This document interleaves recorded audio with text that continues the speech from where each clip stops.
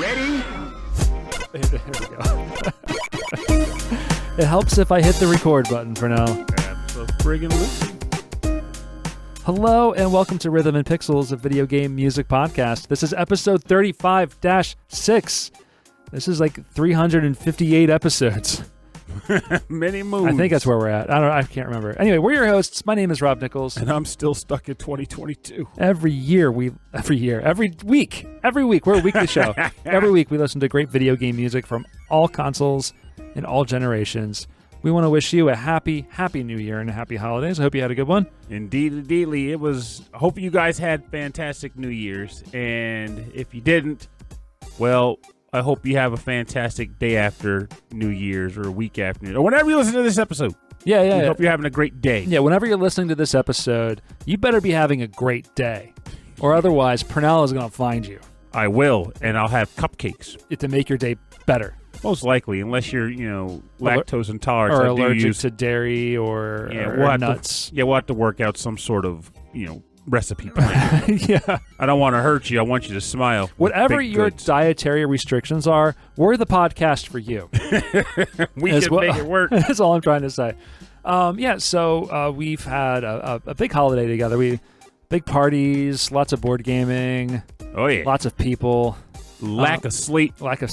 But to continue on that trend of lots of people and lack of sleep, we want to first get out of the way that this Saturday at 4:30 p.m. at MkVaff, yes, at the Gaylord at the National Harbor. It's a big building. You can't miss it. Right next to Washington, D.C. Or is it in Washington, D.C.? Is it what? It's not. It's in Is it It's like not. It's like I don't even know the name of the darn Is town. it Virginia or Maryland? It's in Maryland. It's Maryland. Yeah, but it's right outside of D.C. And I think it's hilarious because for all this time I've always known what it was called, like Washington, like something Harbor or whatever. The D.C. National Harbor. National Harbor. There we go. Yeah. Thank God. I was like, why am I blanking out? I just said the name. Anyway, you'll see us there at MkVaff 2023 this Saturday, January the 7th at 4:30 p.m. Panel room 6.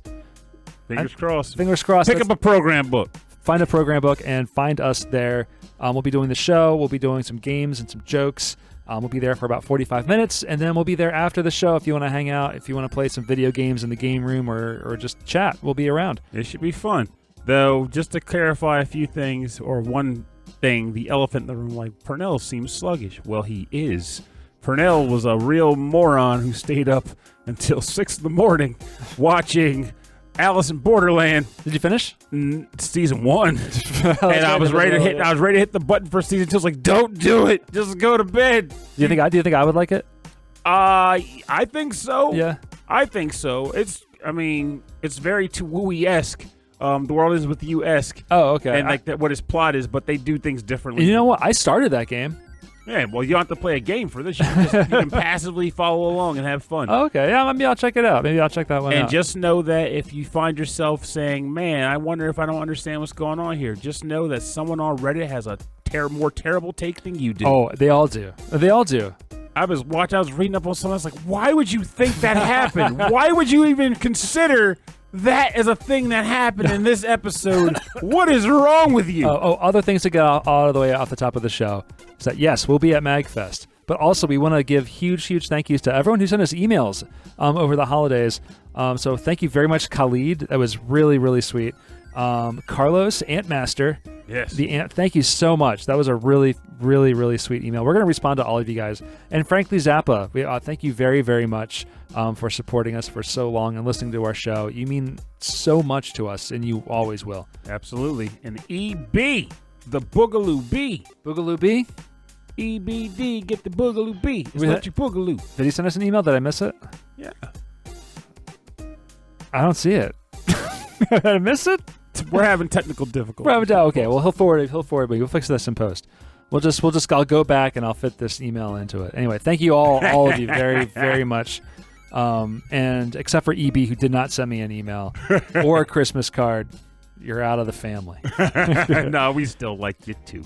So we're going to do a light and breezy show just because we're both a little out of it. So it's going to be our games of the year, or just games that we played over the year. Yeah. 2022. As it goes with the Rhythm and Pixels show, it boils down to however it best suits the individual host, which in this case for me is definitely just because I play a lot of games in one year. Right. So this is like an opportunity to showcase some of the cooler stuff that you've played this year, right? Yes. Or this past year.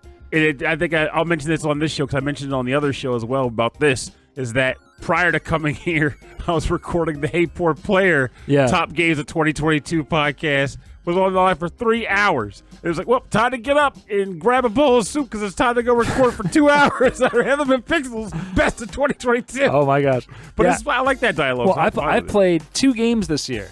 I'm still playing through one, but I played. You've played a third, haven't you? Like, I'm not saying complete, but just played. I might have. I don't think so though. I played a whole lot of Horizon. Okay. That did not come out in 2022. It counts for the purpose. But it counts. Of this. Yeah. I figured it did. But like, Horizon's all right. You know what? It's a big game. People love it. It wasn't the game for me. I really wanted to get into it. And I played enough from games like Unpacking and Spiritfarer. I am curious. I got a question for you because literally the sequel came up on the Hey Poor Player episode. The sequel for Horizon. Yeah. So I'm curious about this on your take of the first game. Do you feel one of the big detriments to your experience was the fact that it was this massive world that just gave you a bunch of checklists? Yes, 100%. There was way too much to do. And knowing that, yes, all of those checklists, all those side quests were actually really engaging. It was too much. It was too much content. And then every time I would get into a side quest, I would be so underwater. Even though I was like, I'm at a high enough level. I've got the right equipment. It tells you if you have enough. It's a modern game. It tells you like, you should be level such and such to do this quest. No. No. I should be that level plus 10 because it's me playing the game. And I'm not that good. Are you good at hunting log necks? No, it's awful. No, so yeah, really cool. It's a really, really fascinating game. I'm never gonna I know there's like some kind of twist or some kind of like big reveal at the end. I'll read about it. I'll just read about it later. Books, check them out. But no, I can get into some games and some music discussion because I'm gonna tell you right now. I have put so much time into Tunic in just the last 3 weeks. I have for me, it's huge. For over 3 weeks, I have 25 hours into one game. I love this game so much, Pernell. That's what I like to hear. I love this game so much. It's one of my favorite games all time right now. That's where it's at. I need to get back on that. Absolutely gorgeous. But I like hearing when you make comments like, this game was good as opposed to this was a passive experience. Every time you think, should I just explore somewhere? It's always rewarding. It's always rewarding. And then when there's a new reveal, it's like you're learning more about the story and what the story really is. And you don't even know the language in the game. It's just every once in a while you can read a word here or there that's like hero or turn left. It's incredible. But I enjoy it. I like when games do something like that because what it means is that if you can read hero out of the text or whatever, that means you can understand what those letters represent in the language. Oh no, it's just random gibberish and then the English word hero. Oh, and then nuts. Yeah. So I think there is going to be a translation, as I know. Endgame, there's a bunch of hidden stuff that I'm gonna have to decipher, which I'm so excited to do. I'm so excited to get into it. It's Fez all over again for you. It is. It's almost a more engaging Fez because it's more linear and it's more story driven. Yes. So I'm really loving it. So I'm gonna listen to a lot of Tunic music today. Because again, I only got 2 games per now. All right, we're gonna start with the music from the Siege. From Tunic, this is by the artist Liformed.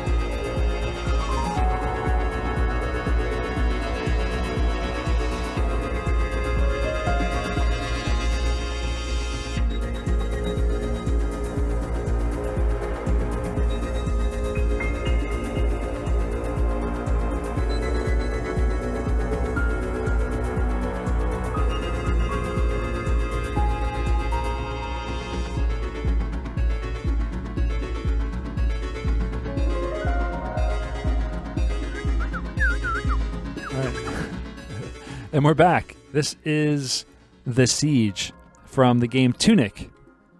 This is by Janice, Kwan, and Liformed.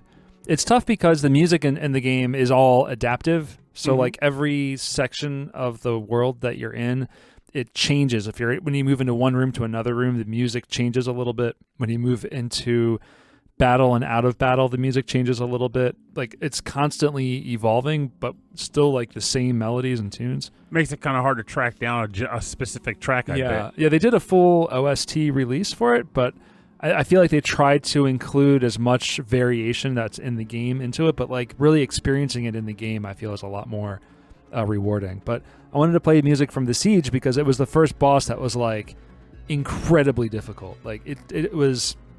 The camera zooms back and it fills up the entire screen, and it's just got this enormous like spidery robotic monster with legs and heads, and it is. So they have machinery in this game. There's a lot of machinery in this game, and you're just a tiny fox. And you're just a fox, and you're trying to kill it with a little tiny sword, which compared to this thing is like a little pin. It's so funny. It'd be kind of funny if the actual boss fight was, instead of you having to strike him, it was like, okay, go take the sword and like stick it into a screw and start turning the sword. Oh, that'd be cool. Yeah, I'm hoping there's some like bosses that are like puzzly like that. But right now they're all just, the puzzle is figuring out just how like what their moves are and how to like kind of dodge and roll and parry. Because after this boss, every single one after that has been just tremendously challenging. So there's been no breathing room for bosses. None. And then like most of like, and you can't let your guard down with like normal enemies too. Like they'll still, like any enemy will just take you out. But do you at least get cool gear as you play through the game, or do you feel like the upgrades are kind of like compared to the exploration? It's all exploration, I think. There's some upgrades, but they're not. But they're more like, oh, you have a gas mask to get through this area, or like you can, do this to your sword to make it like flaming or something. But otherwise, it's just no. I just increase my attack and I just increase my defense. So like, what for me as a kind of a fighting game player, like I think you mentioned this last week. Like it actually works for me because it's not just the timing of the battles, but it's very it's almost like it's distilled into like one pure like battle system that doesn't really change a whole lot. Yeah, I remember why it came up too, because you made a comment about just realizing that you could parry in the game. I'm like, I bet in this game parrying for you would be a cakewalk, because parrying AI has to be easier than parrying a human. Yeah, it's hard still because you have to know the enemies you're fighting against, what their timings are, but like it's so much more important later in the game. You can get it by without it if you're fast, but I'm not fast. Yeah, because Dark Souls games, they have a parry mechanic too that isn't needed, but it's really good to use because you can like parry and riposte, so you can like double or triple damage. If you do it. But I'm never confident enough in parrying because the enemies you're fighting, like these monstrosities, like you're like, no. Yeah, there's been times where like I have like almost no health left, and I'm like, okay, I know I can get through this if I parry, but if I miss just once, I have to start back over again. And so the pressure's on. And anyway, yeah, everything about this game just makes me really, really happy. I don't want to talk a lot about it because we won't hear anything about it. I don't want to know anything about this game because every little bit of information I discover while playing it is just a joy. And I'm guessing this is one of those games where, let's say, for example, someone on the show listens to this. Like I know Kung Fu Carlito's been playing it. But let's say someone's listening to the show and they go, "Oh my God, I also love Tunic," and then they come to the Discord to talk about it. Is this one of those games where they can at least say how far have you gotten, and then based on your response, they can shutter the conversation up to that point? I think so. I can say that I have the laurel, like wreath, crown, and that won't mean anything to anybody. But like it's a big deal in the game. It's a real big deal. I know there's going to be two endings because that's just the way I've discovered it. Yeah, but I don't want to reveal anymore. It's so much fun. I think you would really love it. I think you need to play it. You can finish it so much faster than me because I feel like you'll be better at this than I am. Because you've played more games than I have. That almost sounds like a challenge. You should do it. A fun challenge as opposed to like a competition challenge. You could probably finish it in 2 weeks. Well, if you didn't have a whole lot of review games to play. Not even just that. I gotta get through Pokemon before the end of January. But I'm pretty close. I'm pretty close. And then from there, I can just bug people to just give me Pokemon that are jacked up. And I'm like, okay, good. Help me. Save me. Save me from myself so I can take on ECPL challengers. Another thing I wanted to do this episode was to just reflect on the past year. And also, like, just think about all of the good things that have happened. And personally in my life, I've gone through a lot of changes, and I've had a lot of help from my family and my friends, and really like getting the house together, and changing my rooms around and painting and redecorating and moving everything. And so I want to thank you a lot for your help with that. Oh, you're welcome. I was glad I could help. Yeah, it means a lot to me. And I want you to know that I consider you family. My wife does too. I appreciate that, and I do tell. And I just don't want you to forget that. Well, I will admit my memory is more on the crappy side, as noted. If it doesn't seem to involve video games or The Simpsons, But I don't think I'll forget that. Yeah, but I've needed a lot of help this last year, and so I want to thank everyone who's helped me out in this last year. Well, you got it. It's been tough, and especially since the pandemic. I've had a hard time. Well, the help is still there. As long as I'm around, help is there, and that's a factoid. And that is not just fluff for the show. That's a fact, and I would say this anywhere else. I'm saying that 'cause I'm dead serious. Oh yeah, no, absolutely. I thought you were going to say something else. No. That's legit. Like, I feel the same way with like yourself and Christy, and like I was talking to Francis about this. We were at the bar, so this is like outside of VGM, but that's the kind of show we are anyway. So we were at the bar yesterday, just having like a general, hey, Happy New Year's drinking conversation. It ended up going for like 3.5 hours. And we were talking for a while when it was meant to just be him handing me candy and going home. And at one point, we were talking about just like general friendships and stuff. And I was like, it's funny too, because people think I have a ton of friends, and I'm not going to go so far to say I don't have a lot of at least like close acquaintances. But as far as friends go, especially like close local friends, like it's a very small list. It's like I was like, it's basically like Francis and his wife, you and Christy, and like Matt. Yeah. And it's like and Mark, and also Mark. And it's like I think about it, it's like deep down, like that's it. For some, I mean, Alex, that's probably a lot, but I feel like in a sense it's hard. It's hard out here. It's tough, but like also I talked to someone in the past, and it was like. And it was they were saying like, like for a lot of people, like you can't only have like so many people like really, really close to you. Like most people can't really even manage that many close relationships. It's just not possible for us. Yeah. And so like we should never beat ourselves up over it's like, oh, I'm not keeping up with this person or that person, because it's impossible to do that with everybody. And you run out of energy. You burn yourself out. And that is very true. And you won't leave enough of yourself for anybody else. That is a fact. Yeah. So it is a challenge. So I try to take my closest relationships and just try to like hold on to them tight, like hug them and squeeze them and call them George. Like I'm about to say, or Elmira. I think you want Elmira. Yeah. What was her catchphrase? I'm gonna hug you and love you and squeeze you into itty bitty pieces. That's what it was. So same goes, Pernell. Elmira. Well, I'm a lot of pieces. You're a lot of pieces. I'd be a lot of pieces. All right, let's go for your first game and track. So there's something to be said about the tracks I picked this year, because many of them are like unknown enough, or not unknown enough, but like not popular enough that no one's taken the time to rip them or anything. So I ripped them to bring them onto the show. So this first track comes from a game whose composer I can't even seem to find the name of. So whoops, but maybe EB can come through on the clutch on this one. This comes from the game Sunday Gold, and it is the battle theme from said game, and this definitely made my top games of 2022.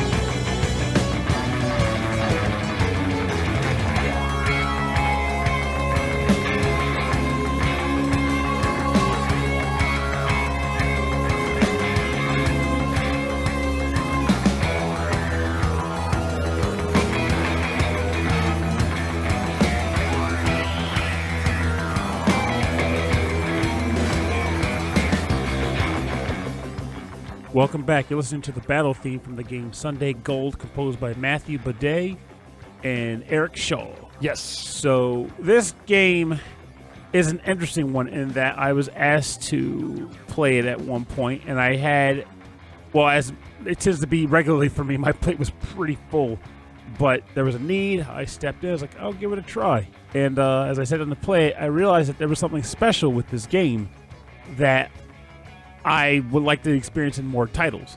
Sunday Gold can be best described as a sort of adventure, like a point-and-click adventure heist game with turn-based RPG battles, in that you have a trio of unlikely candidates who get together to work on a heist for a big company in the game without going into a bunch of details.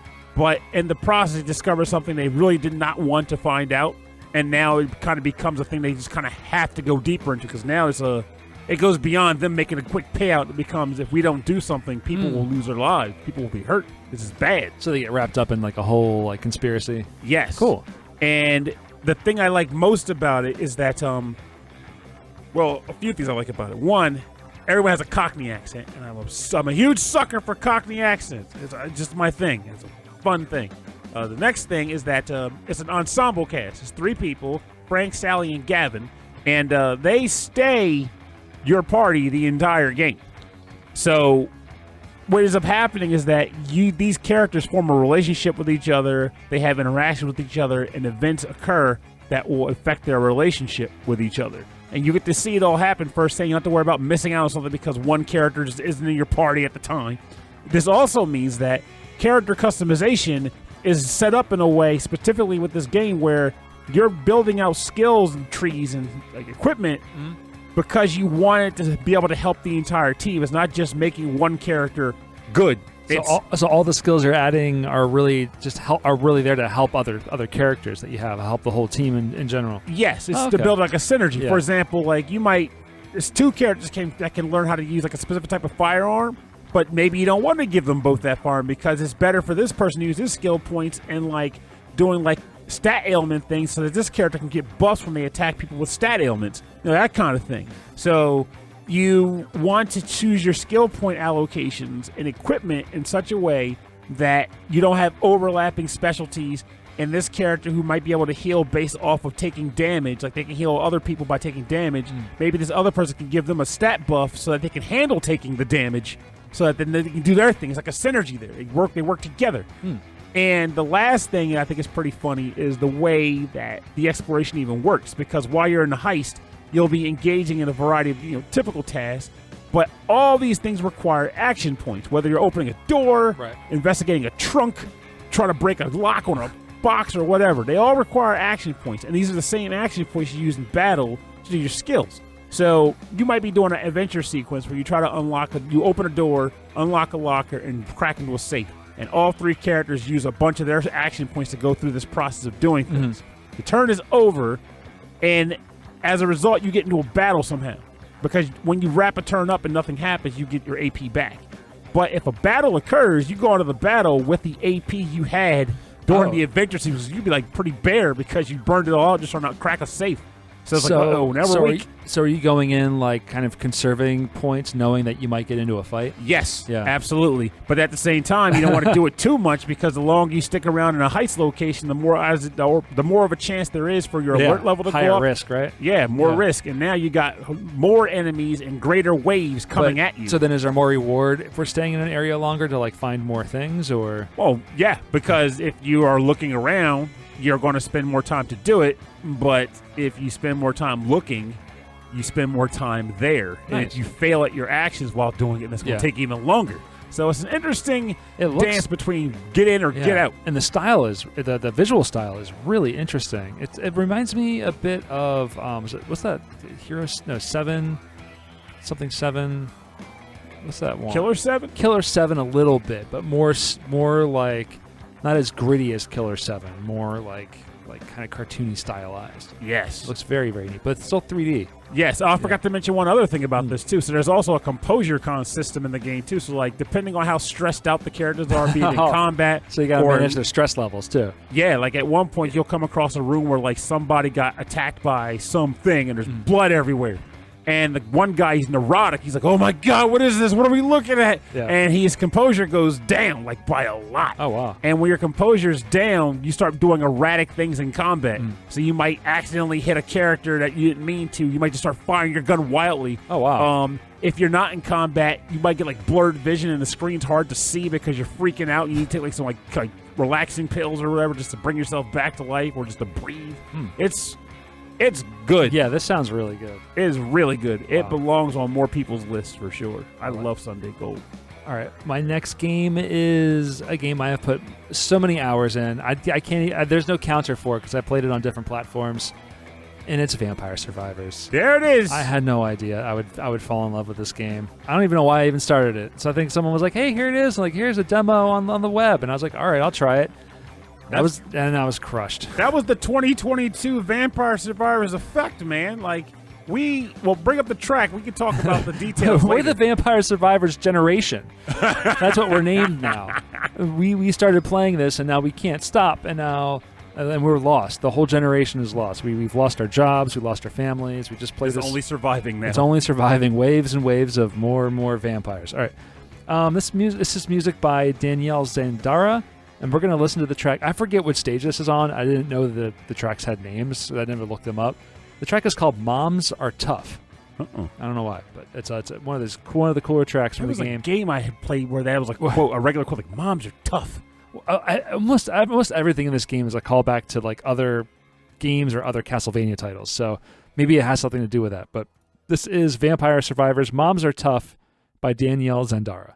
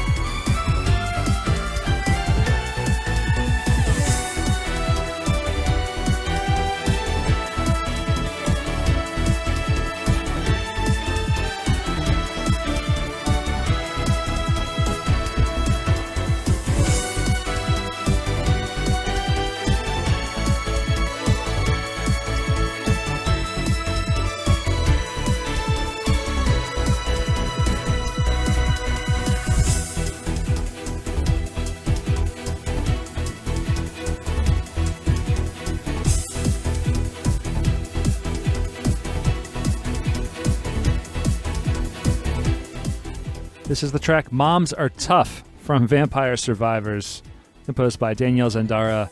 Pernell found out that, or I'm assuming this is what it's from. No, it absolutely is. Yes. Unless they came up with some other reason to have a title, "Moms Are Tough," I'd be shocked. Well, first of all, there were 6 other titles, and they left it up to a Twitter vote to figure out what they would name the song. Like, and this is the one that won. So the thing about it is the statement "Moms Are Tough" is a surprisingly iconic quote that stuck with me, though I couldn't remember where I heard it, and then it clicked. It was from Final Fantasy 13. Hope's mom says it to him right before she gets killed, basically, which is weird because that's a large part of the narrative arc. So it's not just like, whoa, creepy, morbid. But no, it's like that game has a lot of interesting narrative arcs, despite people disliking it for whatever reason. I liked Final Fantasy 13. Anyway, Rambletown, over.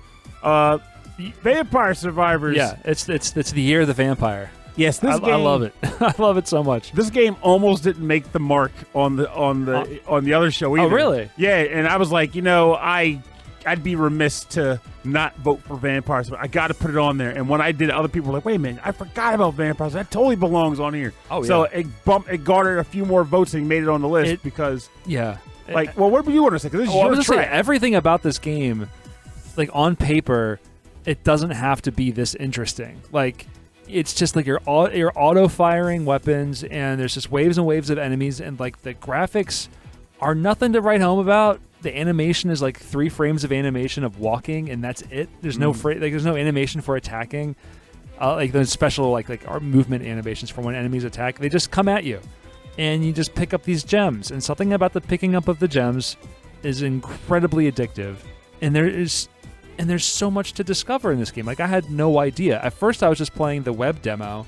There's only one stage. There's like half the weapons in it, but then as you're playing it, you're like, wait a minute, you can combine these weapons together after you upgrade them. And you're like, well, maybe I can make a perfect run. Maybe I can do all the combinations and make a perfect run. Maybe I can do all the combinations and make a perfect run and like get over like level 100. And I'm like, wait a minute, I need more. And then you get like the full game, and there's so much to More it. Stages, new enemies. Every new stage equipment. has like secrets all over it. Like so many weird hidden like Easter eggs and secrets that unlock more secrets that unlock more secrets. Like it's just such a simple idea that is just carried so far. And it's and then you get the soundtrack, and the soundtrack is like even incredible. Like this music is so good. One thing I find funny about this, and also probably the next track I'm going to pick myself, is that, well, 2 things. The first thing is that one of the things that is such a hook for Vampire Survivors is what I almost want to call like, non-predatory gotcha, and that much of what makes the game fun, at least early on before you start working with the systems directly, is just that constant progression of getting more stuff. You kill a few enemies, you collect a few gems, ding, ding, ding, ding, choose one of your upgrades, you got one, ding, ding, ding, ding, another upgrade, ding, ding, ding, ding, is a treasure chest that when you open it, it runs like a slot machine. Yes. With stuff sprinkling everywhere, and laser light show, and items shoot up a slot. It's just... Everything's dopamine. And the best part of all is it ran from the price of $3.99 to $4.99. And they give you all this stuff in a way that is almost mocking that other games are making you pay for that same level of dopamine here. You want to get a free box with something random in it? It's not actually free. It's going to cost you. And now you can play this game for free on your phone, and there's only ads to do like revives. And which in the real normal game you really wouldn't have anyway. So it's just like, it's a little bonus for them to make some cash off the mobile game. So do yourself a favor, give it a shot. It's really, really good on mobile because all you need are arrow keys and an enter button. Like there's no other button in this game, so it works really, really well on a touchscreen. But like I mentioned, the last thing I want to mention about this game, which I brought up on the other show too, is that there's one of the other reasons why this is worth bringing up on like a game of the year, anything. Like even if a person's listening to us talk and they're going, that game wasn't anything special. Look at the graphics. It's so simple, blah, blah, blah. Aren't great. But here's the rub. When's the last time you could think of a game that came out and struck such a nerve that it resulted in an entire subgenre of games spawning from it? Okay, there's only a few. There's only been a few, especially in the mobile space, like Flappy Birds. I sure remember Flappy Bird. So, there was a bunch of games like Flappy Bird. Which is interesting. So here's a bit of the analogy, a bit of a side-by-side from Flappy Birds to Vampire Survivors. The developer of Flappy Birds made this silly fun game, released it like on Apple or Android or whatever, and people were like so obsessed with this game. It was like they were like playing it too much. They were destroying their lives or whatever like that. And so he took it offline and sold it to somebody else. And he went on Twitter and apologized for making Flappy Birds. Really? I did not know that part. And then, of course, that spawned a whole genre of endless runners where you're like trying to keep things in the air or like move things around. There's been endless runners before, but I feel like that really perfected that whole like super hardcore, difficult endless runner. Vampire Survivors also spawned a whole genre of like this kind of like auto survival. They literally called them survivor likes, like bullet hell, but with a little roguelike elements to it. Also, they've also referred to the 2 things. I've heard survivor like and bullet heaven. Yeah, bullet heaven. Yeah, it's not bullet hell, it's bullet heaven because you seeing all the numbers light up is really fun. The developer Poncle, or Poncle, originally worked on gambling games. Well, that explains so much, actually. And they made this game with some of those, like, I guess, elements kept in mind, which is probably why seeing all the numbers flash, seeing all the hit points flash, seeing all the gems fly around is so extra addictive because they've kind of got that science around what keeps players sitting in their seats pulling that lever for the next slot machine. Yeah, the constant sound, like the ding, ding, ding, ding, ding. Yeah. Because honestly, every gem you get makes a click sound, like a click, click, click, click, click. It's very much so. And many of those online slot machine games, online gambling games are incredibly popular for a reason. Yeah, and they're addictive, but unfortunately they require your money. And this guy, they don't apologize at all for Vampire Survivors. In fact, they're giving it away. Yeah, they're like, "Where's this fun?" They got what they wanted out of it. I mean, they made so much money off of a $5 release. It's insane. Oh, I know. It's so good on them. I think it's a fantastic. I'm not going to stop playing for a while. I'm really far into it. And now, if you get tired of them, now there's probably like 20 other games that play just like it but different. I before it came out on the phone, I was trying out some of the other the kind of like fake versions of the game or like, and they're nowhere near it. They're the same mechanics, but maybe the graphics are too slick.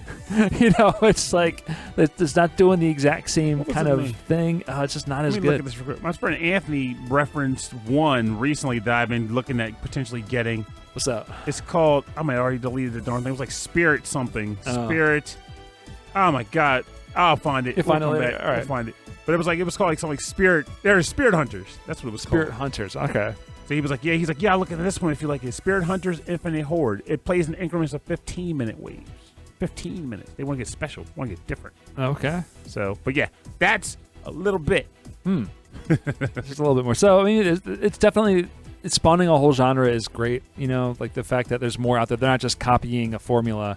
They're going to keep improving on it, and I think that's how games and art generally goes. Yes, yeah. And I'm just glad to see another wave of that happening, just because on one hand it's like, here we go with this again. Yeah, but on the other hand it's like someone found a new vein to crack. Yeah, like mining. But this game should be acknowledged for 2022. 100%. And I think this music keeps it elevated. There's no story to this game. There's no like I'm not worried about this character. What's he gonna do? Oh, his dad died. He's got to avenge such and such. Now he's turned into a ghost. Blah blah blah. No, he's got to survive. He's got to survive. You pick one person. He's got a vaguely Italian name, and he's got to survive. He's got to survive. Probably very few vampires in this game, but he's got to survive. Yeah, there's some vampires. All right, go ahead.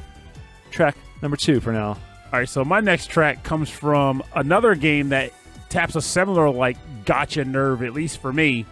This is more of a honorable mention game on my list because one of the games I already played on the episode with WazD regarding pirates. Yeah. So Rise of Third Power I don't need to bring up again on this for a track.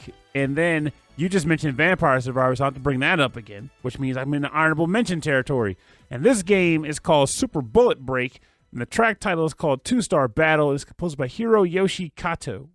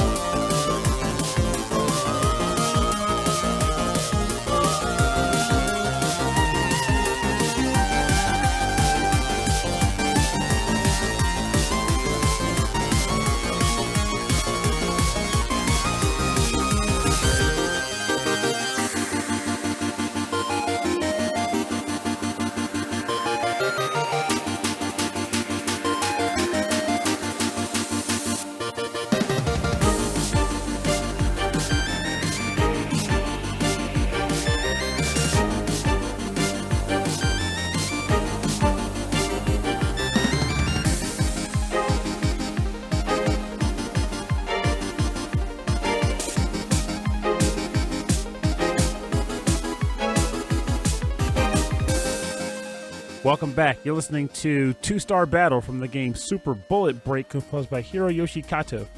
So this game came out of literally nowhere for me, so much so that I got a review copy of the game, played it, liked it, and then bought a physical copy of it because I wanted it on my shelf.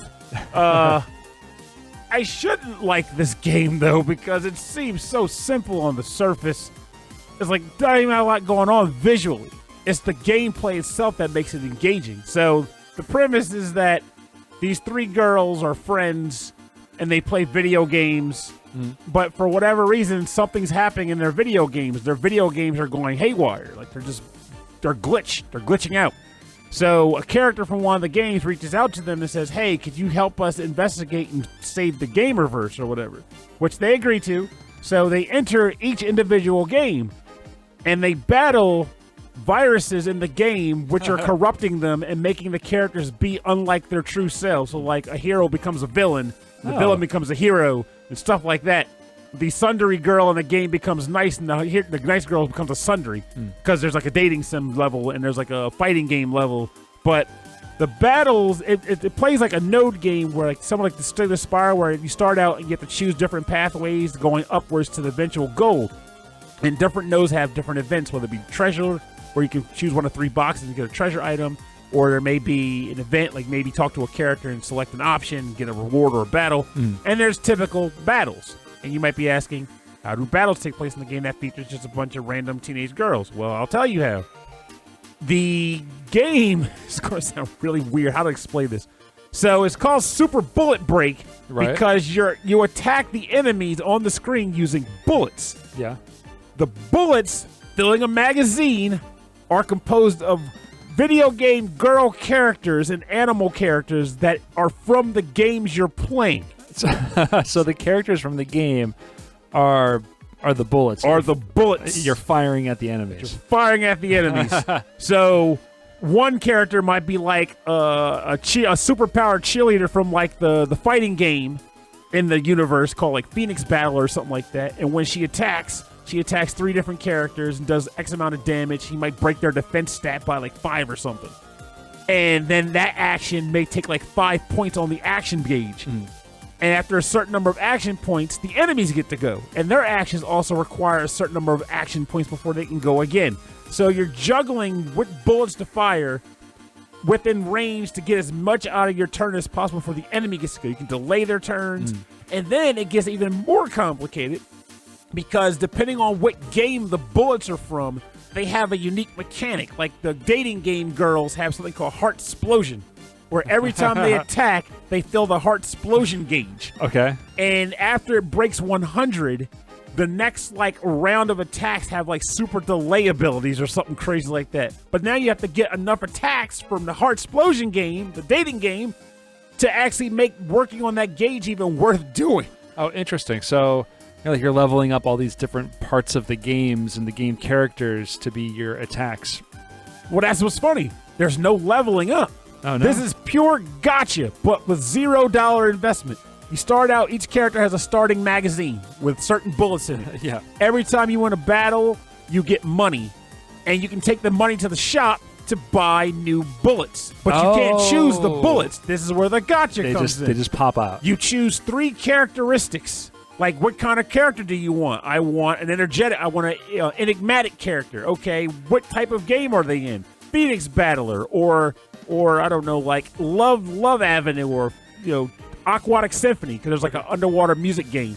And then like one other characteristic, and it'll go through this whole roulette, and give you the best possible outcome for the characteristics you put in. Like, okay, well, I guess this is the girl you're gonna get. And then I forgot to mention the bullets also get a casing. And each casing has a different trait. So even the bullets aren't always the same. Oh. No 2 girls are the same, even if they're themselves the same. It's really addictive. And when you die, you get nothing. It's just like, try again. The only thing you get is you unlock more bullet casings and more girls that can show up in future runs. Oh, okay. But it's something about the mixing those mechanics is very interesting. It's addicting, and the music is good. This sounds very good. I like this one. This is battle music? Yes, this is one of the battle themes in the game. It's funny. Like, I remember coming across a video somebody had to type up about where they had to just like, this game is not pervy, and it's lots of fun. Because if you look it up, it's going to look like it's going to be pervy. It looks like it, but it's really not. It's just not. Like, this is just a really ridiculous premise what was that done one well. You were playing with the bunny girl? Oh, Robbie Reeby. I Robbie still play Reeby that. looks like it would be pervy, but like it's so pixely and cute and Pixely like tiny, and cute yeah, and maddening. and, yeah, just incredibly difficult. But you think it's going to be otherwise. All right, I'm going to throw you for a loop, Pernell. Oh. I only picked from 2 games, so you got the next track. Oh, okay.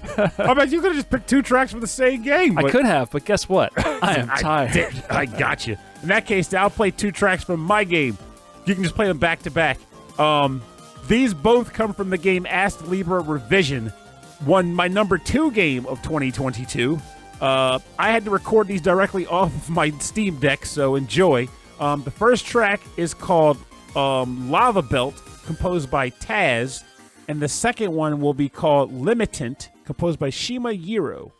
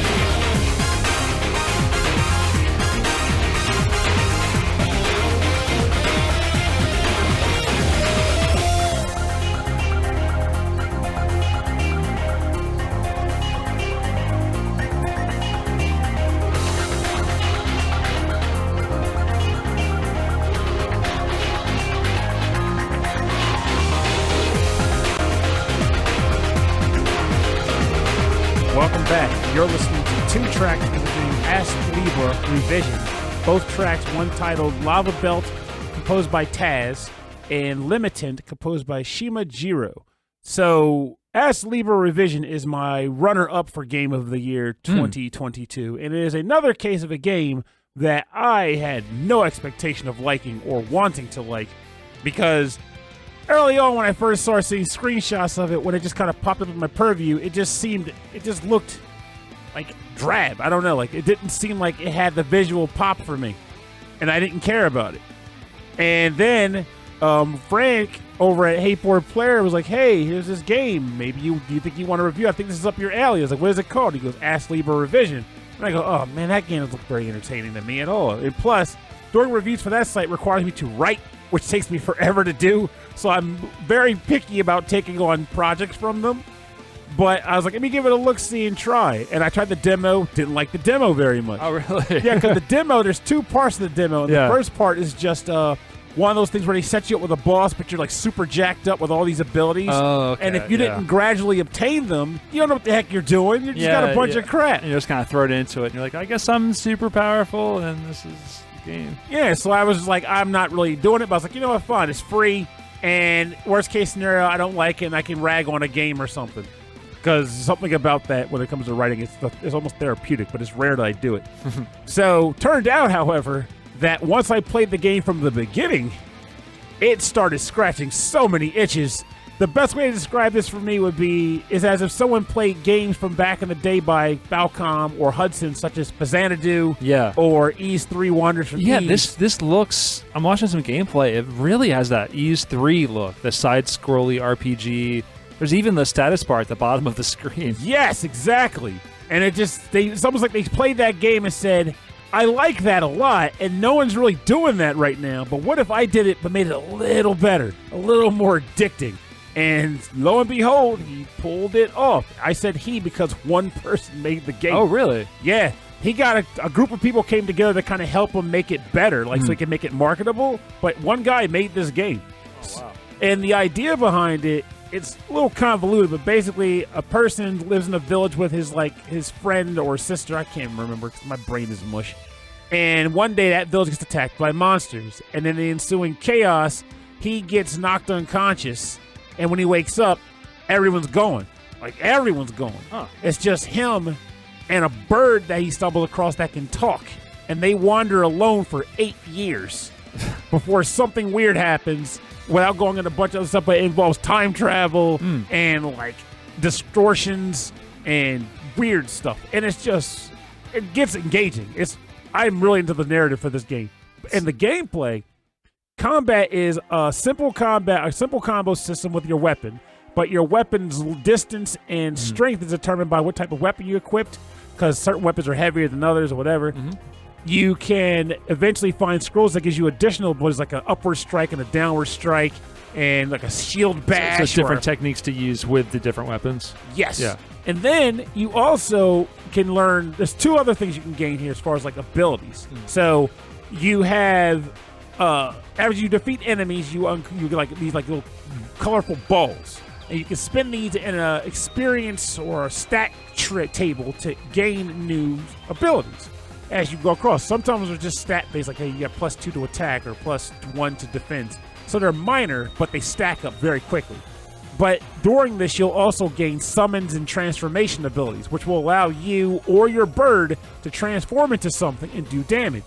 So, for example, one of my favorites of recent is you jump in the air, you transform into a killer shark, and you bite, and then on the way down, you smash the ground, and like water ice waves just like shoot up from the ground. Oh, that's and cool. You do damage. And that's it's clever. I mean, it's creative. Yeah. And I like the fact also that if it's a transformation skill, you still take damage if you're like getting attacked by an enemy while you're doing it. So like you can't just like spam the shark thinking you're going to be invincible. Yeah, right. You take damage. Oh, interesting. So you'll be doing that, and you gain the ability to do this by beating up enemies and building an ST gauge up. And the more ST you got, the more of the different abilities you can do, so long as you have them equipped and unlocked. And the other way you get skills is by using the equipment you get at the store. Every enemy drops items, like different drops, like imitation crab meat. I ain't making that up. Or eyeballs or whatever. You take them to the blacksmith, say, hey, make this item for me. I have the materials and the money. he makes you a weapon or a shield or a suit of armor. And the more you fight with it, eventually you max out an experience gauge, which gains you a new ability. Or another crystal, which lets you equip more abilities. And you just get caught up in this obsessive cycle of getting new gear, maxing out the level on it, get new ability, do it again. So much so that the grind becomes desired. Like, I was saying on Hey Poor Player, you don't have to even get all this stuff. Someone might be listening to me right now and go, man, that sounds like a grind, man. But it's a grind you want. It's not necessary. It's just you just like, well, it feels good to do it. It feels good to do it because you always can just say, I don't feel like it. I'm leaving. I'm just going to take what I can get and keep moving. Right. But I found myself stopping and going, I don't want to end this chapter until I get every item this guy has in the store, which means I need to get 5 more pieces of imitation crab meat from the giant crab monsters in the water and then take it back to the shop. All right. It was worth doing. And I have really been loving this game. And it is pretty lengthy. It's pretty lengthy, but it's worth your time. But I'll say this is also like a second track on the show that sounds like it's from the Falcom sound team. Yes. Yeah. Yes, and it's funny too. Influence. Because when you said that, it got me thinking like, well, since I always think it reminds me of like a Falcom game, and I played Wanderers from Ease on the TurboGrafx, not the Super Nintendo or Genesis. That means I heard the CD Red Book audio music, which sounds a lot like this. So fun fact, early on I was trying to trace the levels, right? Level 1, Level 2, Level 3, and see if it matched up to the levels that you encountered in Ease 3. Oh. Like the first level in Ease 3 is the Tigray Mine. The first level in this game is a mine. The second level in that game is like a sort of like mountain range of sorts before you fall into a volcano. The third level in this game is the volcano, which could be representative of the fall into the volcano in the other game. Like, I was trying to figure out if you could see the notes in between the two, and you kind of can. And this music reminds me a fair bit of the volcano music. Your knowledge of Ease just to begin with is already pretty impressive. Yeah, this is so good. This is so good. Like, I love this. I really love this first track. It's definitely gonna have to. I'm gonna have to make a note of it for my top of the 2023 year. Yeah, we're going to do that this year. So that way it'll be easier when it comes around. It's like, okay, we noted it already. Earmarked. Yeah. I need to be better at that. I'm bad. We're in the same boat. I'm terrible at it. I know. I make a list of all the songs, and then I'm like, wait a minute, which ones did I really like? All right, so we're gonna turn the track down, and we're gonna get into the bonus round. The bonus round. The bonus round is where we play covers and remixes and arrangements on our theme. And yes, Vampire Survivors is very popular. I will be playing a remix from Vampire Survivors. At least you found something. Yeah, this is the Song of Mana, the remix by MkVaff.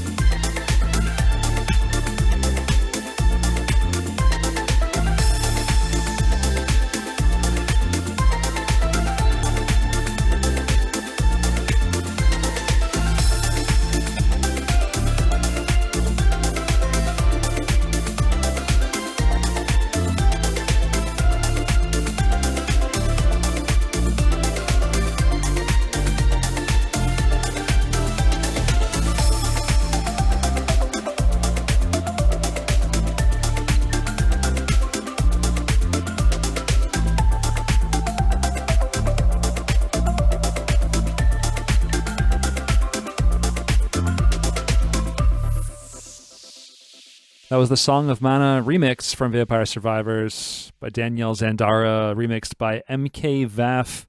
I think like as far as like techno or house remixes of game music goes, they could be kind of generic, but this one, it sounds like it. I mean, like production wise and just all around, it sounds like a real house song. Like I would hear this somewhere else in a club or something. Oh, sounds like we might be having a track for the episode we were talking about earlier from our listener suggestion. Oh, that was about music by an orchestra. Ah, so it has to be specific. Yeah. I mean, orchestra could play this, but they'd be playing the same 4 notes a lot. Like, this is the most boring orchestra I've ever been to. I just saw a video. It was a drum and bass artist I followed forever named Makoto. And one of his songs, "Golden Girl," was being played by an orchestra.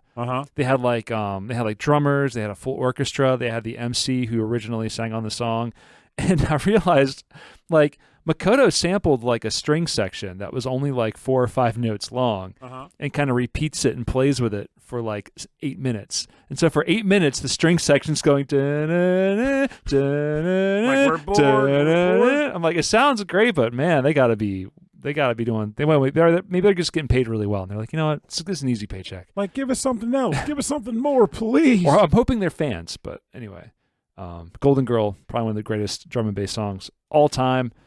Okay, Pernell, you said you found something new for me. Absolutely. So, my game of the year maybe shouldn't surprise too many people or anybody really. Is from a little known release in February called Elden Ring. You may have heard of it or not. I don't know. So this is definitely your game of the year, huh? Absolutely. In fact, it makes me sad because I've barely scratched the surface of it, but I put like 70, 80 hours into the thing, wow. Which for me is a lot. I mean, that is a lot. I mean, that is a lot for anybody. Oh, there's people there put like 400, 500 hours barely into scratched the surface of the game, 80 hours in. Yes. That's I did acknowledge something, though, earlier, being that for me, it's probably a little different than from others. I'm that guy that's going to search every bush trying to find a berry that's hidden in one of the bushes in the woods. Yeah. Like, I take forever to get through sections. I would be a boring Let's Player in an open world game. Give me a narrative, give me a straight shot, and I got you. But if it's like a lot of searching, we're going to have a bad time. But it's just the world of Elden Ring, the experience. I barely even cared about the plot. It's just the small stories I cared about, and exploring the world as a whole and seeing what I could see and finding what I could find, finding an elevator that takes you to an underground lake and just your mouth becomes agape, watching this crazy image unfold before your eyes. Like, somebody programmed this?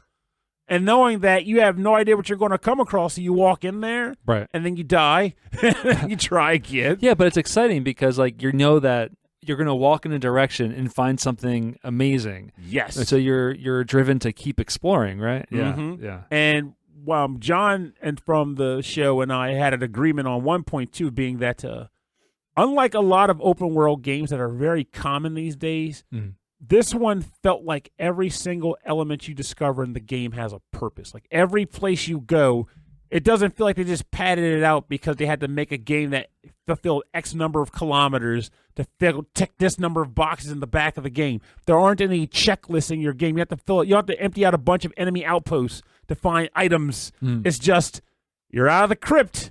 There are some people out here you got to beat for the most part for a narrative perspective. But other than that, figure it out. Do whatever you're going to do. And that is refreshing. Some people might find themselves going, I don't like not knowing where to go.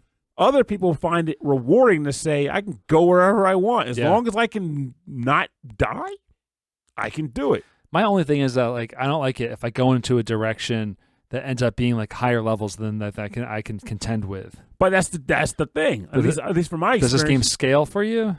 You can pretty much contend with everything. Oh. It's just when you'll level up and stuff, right? And as you level up, you can put points into stats will make you do more damage and stuff. But there are people who play this game level 1 naked.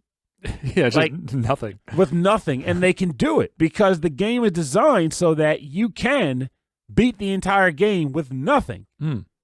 Getting stats and equipment just makes life easier for you. So you can technically beat everything from your starting position. Wow.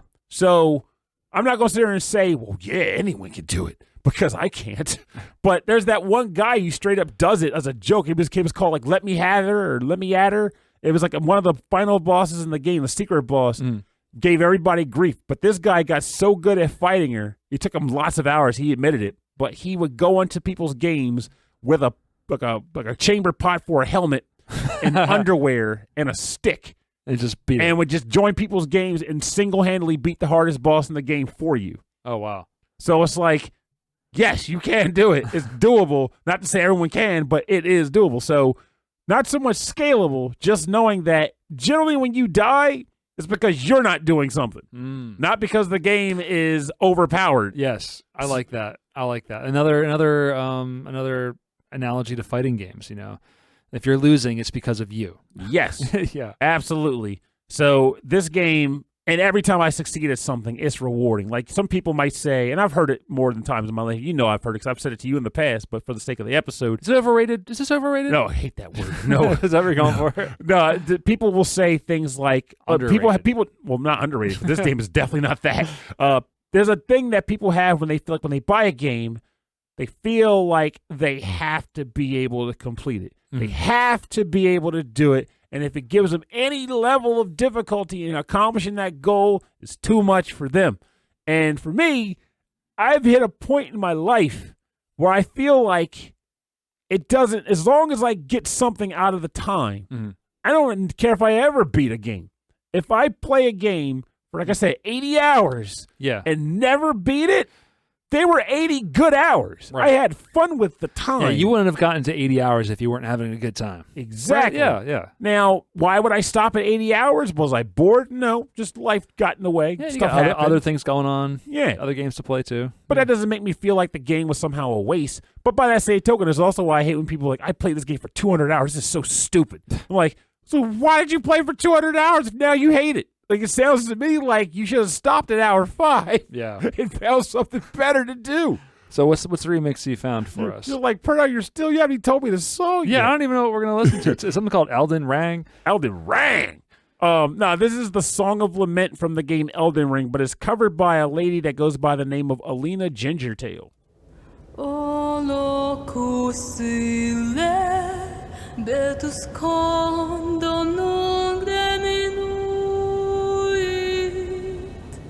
Nos destinate matribus nunc fiuntur pes, ploravimus, lacrimavimusque, senemonus consolatur aureum cuira shebaris.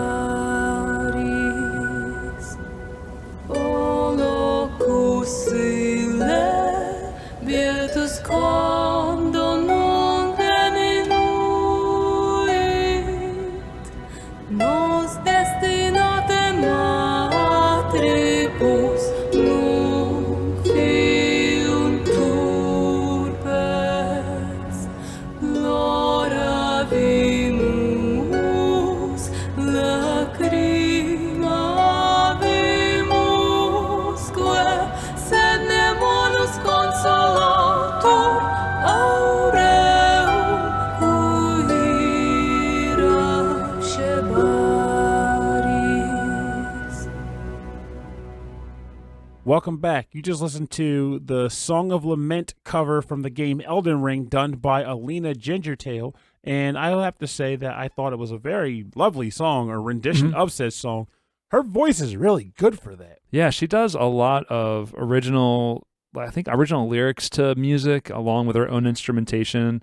There's a lot of it out there. It's really, really good. She's very popular. It's funny because you said that to me as I was like, oh, yeah, I just learned about this. And it got me remembering, like, when I first met up, when I bumped into Felicia Day, I was like, oh, yeah, you can make it. Yeah. You got what it takes. And it's just like, oh, no, she's made it.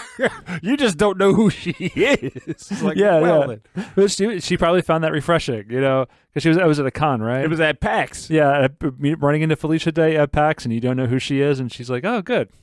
Excellent. Like, this person's having a normal conversation with me. This is fantastic. I'm like, you can make lots of friends here. It's a good convention. Blah blah blah. And then she got off the elevator. People's like, do you know you were talking to? I'm like, yeah, her name's Felicia. She just told me. No, man. Oh man. Yeah, she's on the newest Mystery Science Theater 3000 on Netflix. Oh. She plays the mad scientist. That's and she's cool. really funny on that. She's really great. Yeah, she just has a generally positive disposition. Yeah, too. yeah, I like that. There's more positivity in like that nerd adjacent, pop culture. Yes. Is always good. All right, so for more information on the bonus round, you can go to rhythmandpixels.com. We'll have links to these artists' Bandcamps, SoundClouds, and everywhere you can download, stream, buy the music, and support these artists.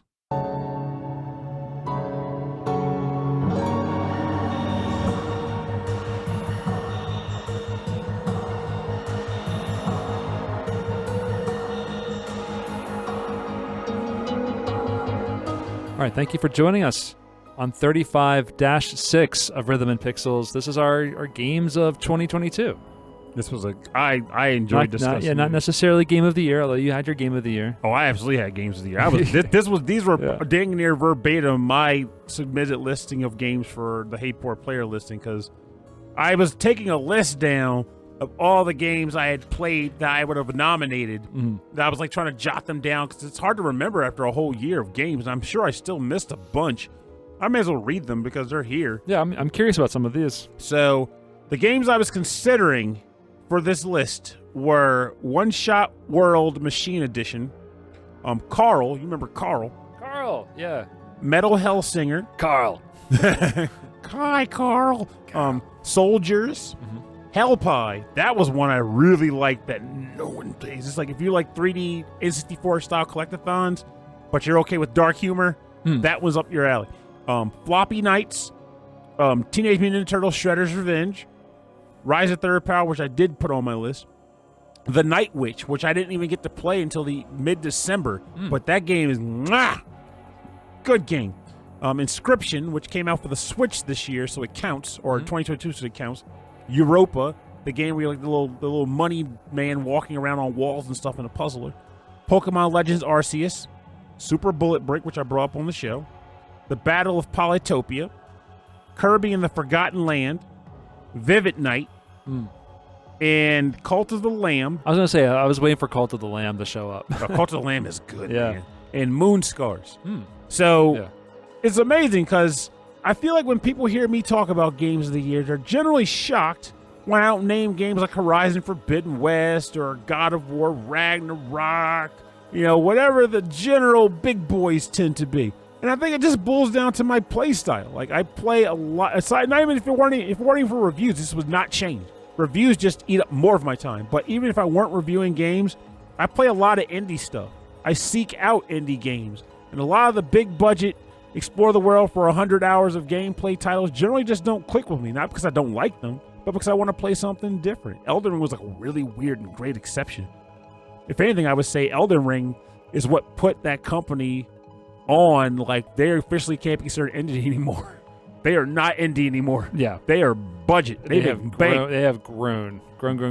Yes. But like, I guess that style of game and that the way you approached that game is different from everything else that you played this year, huh? Yes. Oh, also Chained Echoes, a game that I want to start, but I've gotten so much talk from our friend Chris Taylor that it's like that's his game of the year for 2022.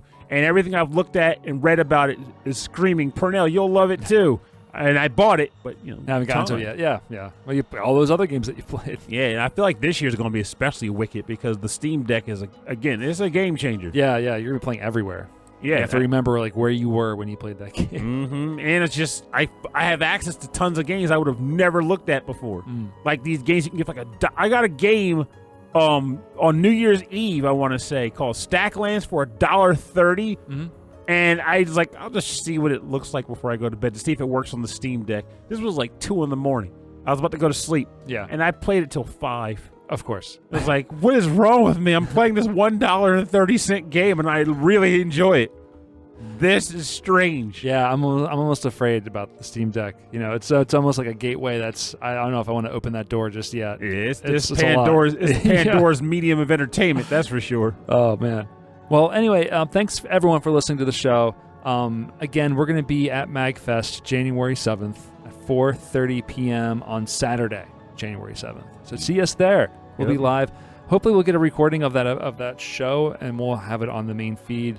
But it's going to be a while because I know they do videos of it, so they'll have to pull the video down, and hopefully the audio is okay. So we'll see how all that plays out. Which means you still got to figure out something for next week then. Yeah, we'll pull something together.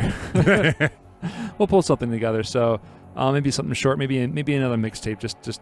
We tend to do mixtapes right before we do a live show. Yeah. So that I don't have to worry about preparing something extra. But we'll get there. So until then, if you want to contact us, if you want to talk to us, send us a message or a note or a topic suggestion, send us an email. rhythmandpixels@hotmail.com. And for a full track listing of this episode and access to all of our episodes, go to the website. rhythmandpixels.com. You can go to you can also listen to more music on our YouTube station. It's 24/7, 8-bit and 16-bit classics and deep cuts. It's out there on YouTube. youtube.com/rhythmandpixels. And if you want to support the show, the best thing you can do is to tell people about it. Tell your friends, tell your neighbors, tell your families. Tell your pets. Give the gift. Yeah, tell your pets. So if you're driving with your pets, make sure they're listening to our show. Yes. And they know our voices so that when we meet you and your pets know us and they love us. Just be careful because I don't want a whole Pavlov's dog situation. Like, hi, I'm Pernell. I'm hungry. Like, sorry, jeez. Well, every time my cat listens to your show, he hears Pernell's voice, and I feed her. It's just kind of now that'd be really funny. Weird sense of association there, but I don't have any biscuits for your dog, so don't eat me. So yeah, another way to support us is by going to Patreon. Our Patreon is patreon.com/rhythmandpixels. And as a member there, you get access to a monthly live streamed episode.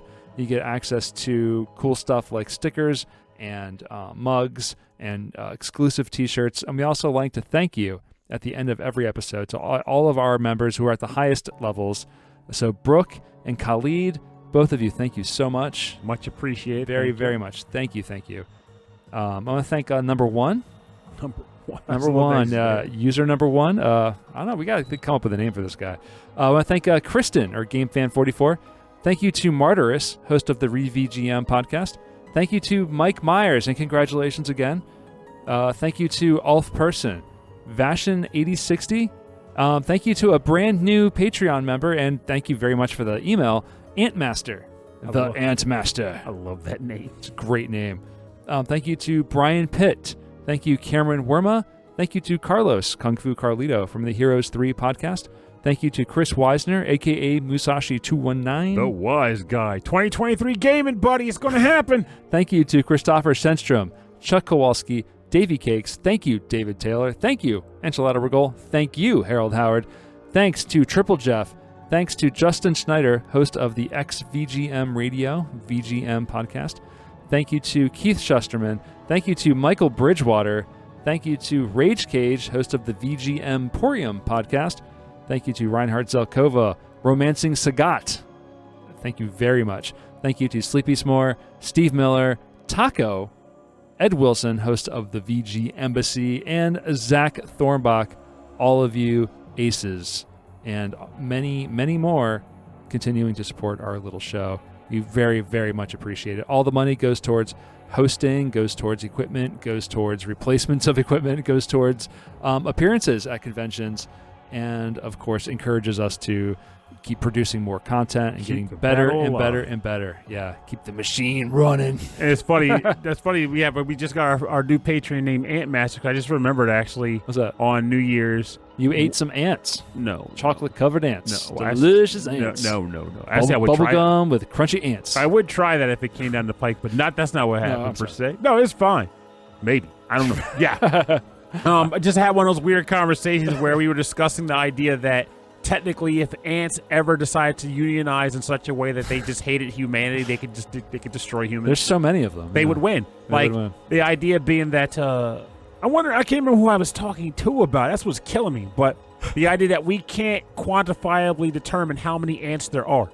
Like, you can determine how many humans there are. Right. You can't determine how many ants there are. And ants are already insanely powerful. For what they are. We have an in. We can tell. We have the Ant Master. He could give us the 411. Can the Ant Master provide us with an ant census? Ant census. so we can know how many ants there are, just in case. Just in case, we need to be prepared But they for could, the ant apocalypse. because it could happen. That they could overrun us all without breaking a sweat. Literally, some of they have sweat glands No, they're all power. They're all muscle.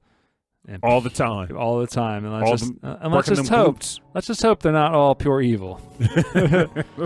All right, so thank you everybody for listening to our show. Thanks everyone for supporting us, and thanks in advance to anyone who's coming out to MkVaff.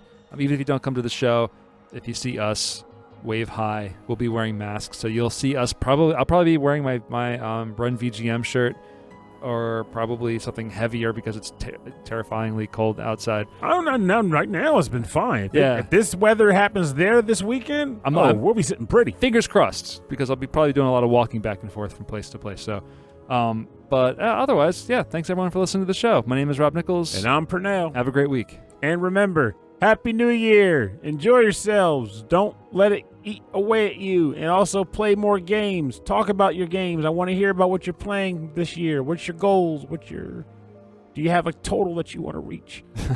Also start thinking about that 4th of February. February's right around the corner. Oh, the February 4th February challenge. That's right. I'm doing it again this year. It'll be great. I'll have my Pokemon team built by then too, so it'll be good. But yes, enjoy your new year. If you're starting out on a exercise fitness journey or whatever, don't let the gym dissuade you or freak you out too much. And more importantly, don't let people tell you that you're going to quit. You determine that. Yeah, you tell you decide when to quit. Exactly. So don't do it. Don't quit. do it. Don't quit at me. Don't quit at me. Don't ever stop. But Don't ever quit. I don't know the rest of the words of that song. Don't ever stop. Don't ever quit. It's something that take my love from me. That's not the real words, is it? I don't know. Busted.